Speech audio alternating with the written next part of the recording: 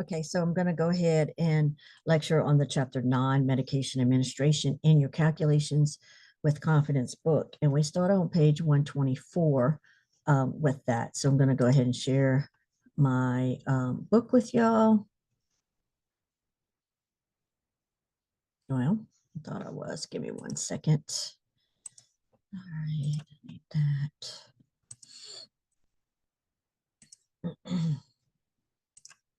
All right, so a lot of this chapter is stuff that we've already gone through, so it's not going to take long at all to go through it.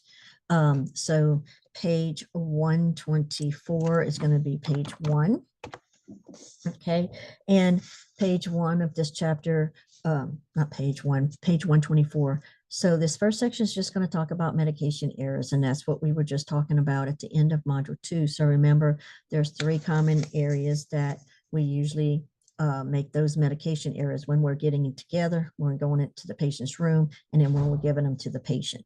So you want to make sure that you understand that and how to prevent those things. Also, we want to make sure that we're looking at that drug 3 different times. We're checking that drug and that dose 3 different times prior to giving it to the patient. Also, organization and safe medicine. This is just those things that have been put in place to help, things that come along to help prevent med errors, scanners, Pyxis, steps to the patient's rights of medication administration. Also, when we talked about yesterday in class, the elevation of the alphabets in the medication names that are look-alike or sound-alikes.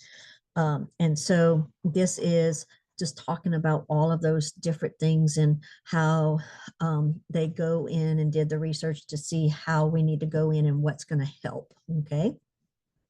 Scanning those barcodes, those handhelds, all of those things are going to help prevent the errors. And then it just talks about overview of errors. So, you know, a lot of times when it comes, not most of the time when it comes to medication error, it's human error, whether it's an error on the pharmacy end, the doctor end, the nurse end, it's usually a human error. Okay. A lot of times it happens due to the fact that the nursing shortage, we're overworked, we have too many patients, we're rushing. All of those things lead to safety errors and medication errors. Again, we've already talked about preventing medications in the last chapter. And again, this is just kind of reinforcing that. And it talks about a few other things. And one of them is a no interruption zone. So a lot of places are going to this now, especially with you big hospitals. And it's an area where if a nurse is pulling medications, drawing up medications, getting medications together to give a patient, you cannot interrupt that person, because those interruptions are usually what kind of leads to those med errors. You're in the middle of pulling a drug, pulling up a drug, diluting a drug, whatever it may be, somebody interrupts you, and then when you start again, that's kind of where that error comes in.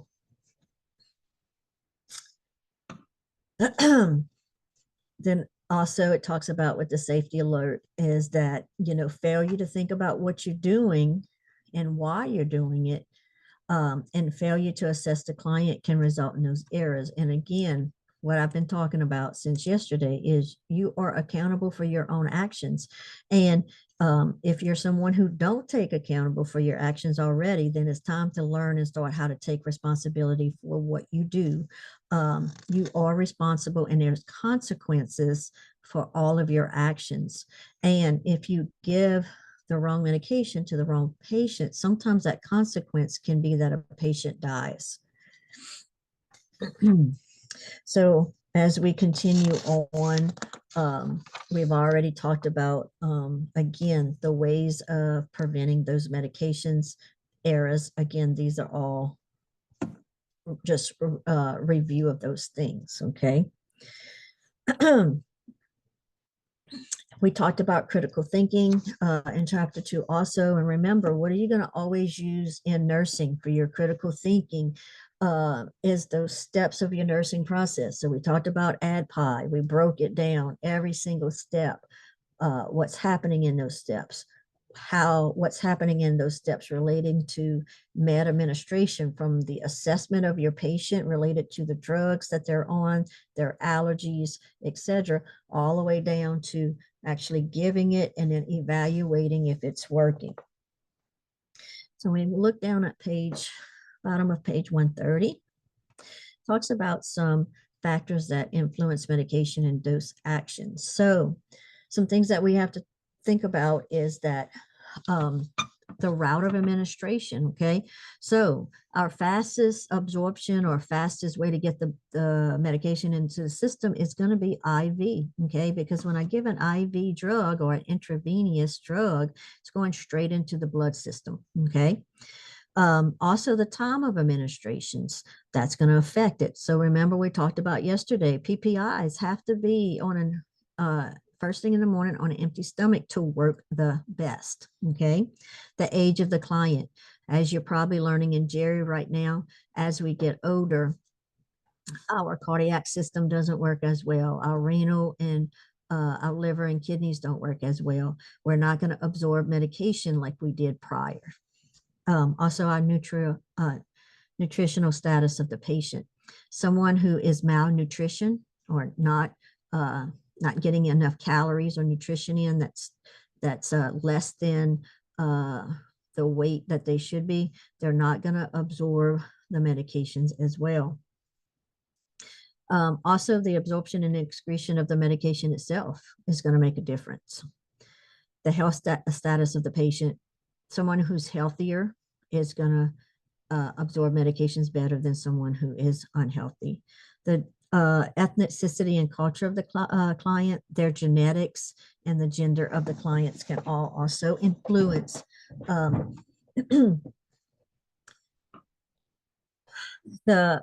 medications, the way the medications act in the body. So the special considerations with the elderly, y'all, I am not going to go into this part. I'm not testing you on this part because you get this part in Jerry. Okay. And so we're not going to duplicate that. So when we go down to the next page, where it shows these pictures and stuff, this is still just relating to the elderly, and just that this is some of the ways that some things that we can use with the elderly to help remind them about taking their medications, pill bottles, the pill timers, things like that. All right, so next we're going to go to the rights of medication administration. And again, we're going to use the non-rights that are in your pharmacology book, not in this book right here, okay? Because these are, for the most part, they're the same, but they are different. And so we're going to use the ones in that primary book, okay? So as we continue through here, it's just going to break down all those rights. And again, we did all of that today in class, okay?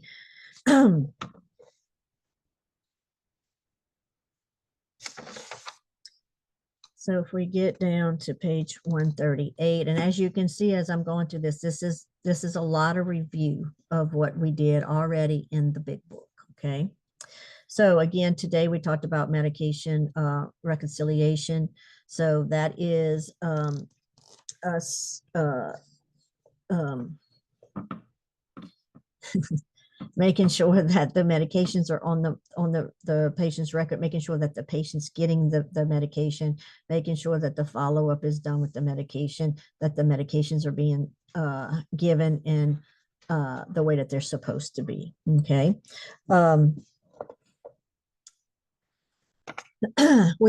Also, when it comes to medication reconciliation, you want to just make sure, another biggie is that when you're discharging a patient, that they truly understand those medications that they're going home on and how they should be taking them, and especially if there's changes in those medications, okay? A lot of times what happens is they may be going home from the hospital and the doctors may have cut some of their medications in half. They might be taking half of their blood pressure medicine now, or half of their fluid pill. What happens is when they go home, the nurse says, you know, here's your discharge paperwork, sign right here, and they leave. And then when they get home, they just pick back up like what they were doing before, and they get themselves in some trouble there because they're taking too much medication. So client education, Um, Education is one of the biggest things that you're going to do constantly as a nurse. And you really want to make sure that you are educating your patients on their medications. We talked about this before. Sometimes, y'all, if you just sit down and talk with a patient, explain to them why they have to take the medicine, not because the doctor ordered it, not just because you have CHF, but actually explain to them how that medicine is going to help them and how it's going to make their life better. A lot of times they'll take the medicine. Sometimes it just takes that one-on-one. You make them think, that they feel like they're cared about, that you're taking that time and they truly understand. Now I see why I need to take this. Okay. And what will happen if you don't take it? Okay.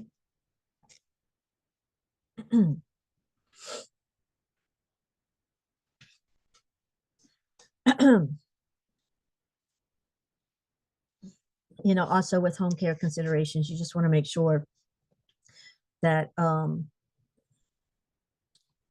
lot of times when it comes to home care considerations, when people get to a certain point, they're just not able to live by themselves anymore. So they may go into nursing homes, they may go into assisted livings, they may go into some type of facility that can help manage their pills and their medications. But up to that, we want to make sure that the patient or their caregiver, they may need a caregiver in the home at this point. So if my caregiver is the person who's giving my patient medications, I'm going to want to educate that person, not the patient, because the patient is not doing their own medications because they don't understand in the first place.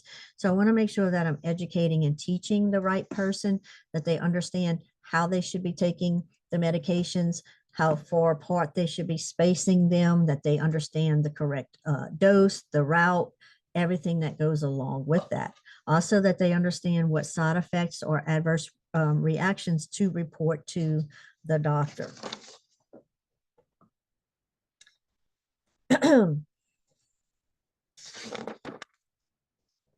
All right, so next we're going to talk about the last section is the routes of medication administration. So we have the oral route, and that's by mouth, okay? It can be in forms of tablets, capsules, liquids, caplets. And what a caplet is, y'all, it looks like a capsule, but it's hard like a pill, okay? So it's a combination of a tablet and a capsule. Also, sublingual, that's going to be under the tongue, okay?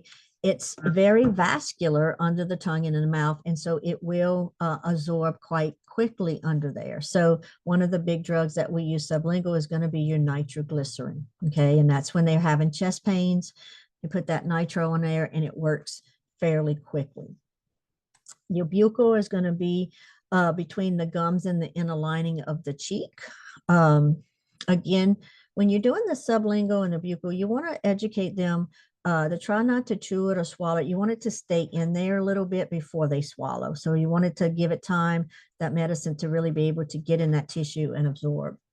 So parenteral is medication at any route other than the GI tract, okay? So it could be IM, IV, sub-Q, intradermal. That's going to be like your TB test that everybody had to have prior to school. So anything that's not going through your GI system, so you're not taking it by mouth, it's another route.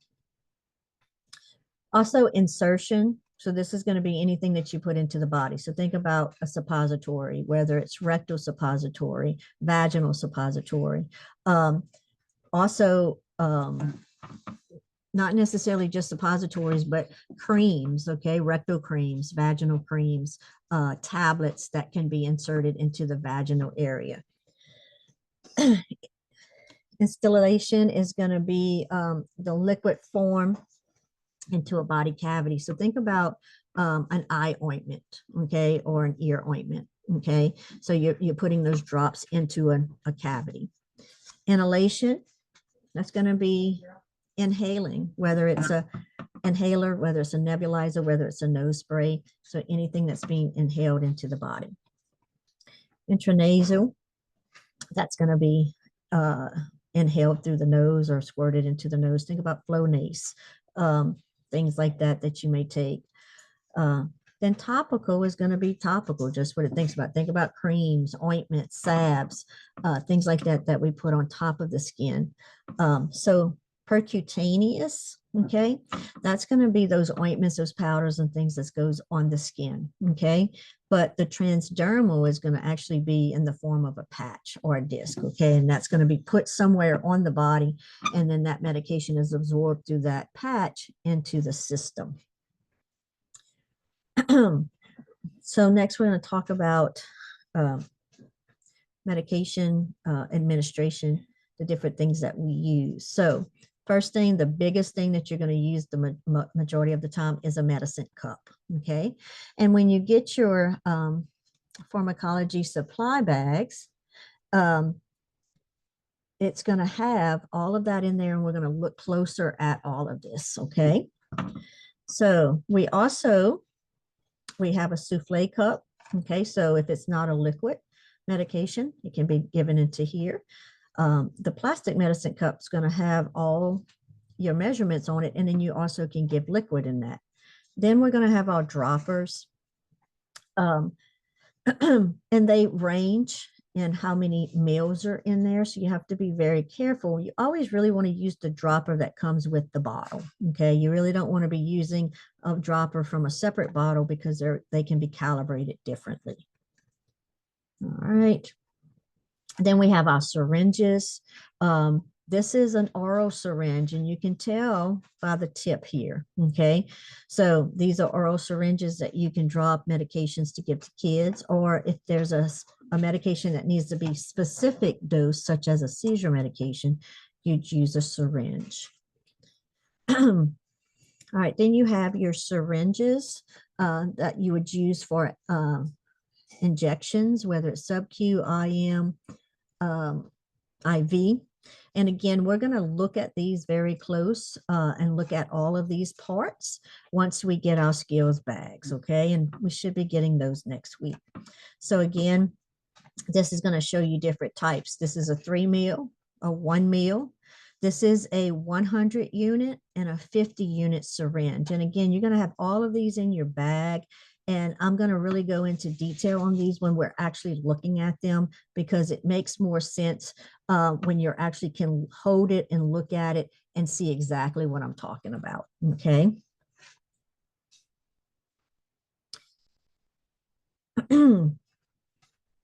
All right. That is it in chapter 9 of our calculations book. So again, if you had any specific questions, again, this chapter is really all review of everything that we've done already. There is some couple new sections in there. But if you have any questions, just write them down. And again, we'll discuss those and go over them on Monday in class.